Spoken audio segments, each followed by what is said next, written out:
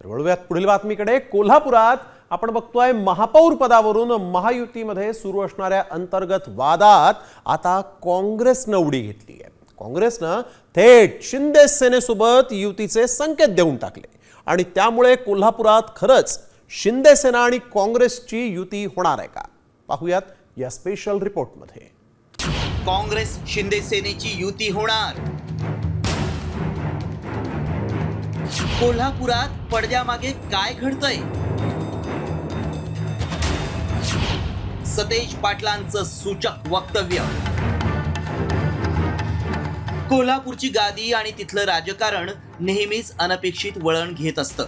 महापालिका निवडणुकीत महायुतीनं कोल्हापुरात 45 जागांसह बहुमताचा आकडा गाठला असला तरी सत्ता स्थापनेचा पेच सुटण्याऐवजी आणखी गडद झालाय आणि त्याला कारण ठरलंय काँग्रेस शिंदे सेनेच्या युतीवर सतेज पाटील यांनी केलेलं सूचक विधान। शिंदेच्या शिवसेनेला जर कोल्हापुरात महापौर पद जे आता मागताय ते जर नाही दिलं किंवा काही पुढे त्यांच्यामध्येच मतभेद झाले तर काँग्रेस त्यांच्यासाठी आता काय जर तरच्या गोष्टीवर जाहीर बोलता येणार नाही, बॅकडोर चर्चा जाहीर कशी करणार?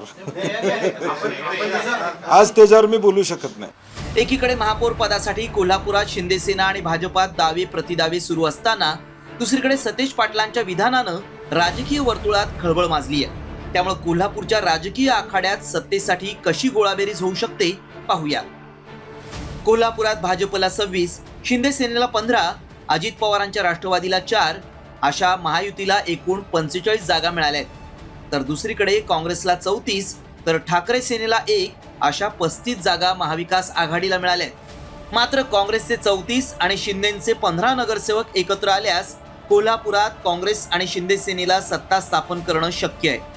राज्यात मुंबई महापालिकेतील महापौर पदावरून आधीच भाजप आणि शिंदे सेनेत रस्सीखेच सुरू आहे।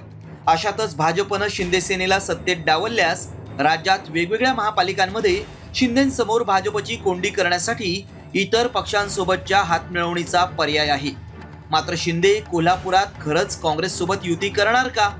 शिंदे सेनेची नाराजी भाजप कशी दूर करणार हे पाहणं महत्त्वाचं ठरणार आहे। रणजित माजगावकर, साम टीव्ही न्यूज, कोल्हापूर।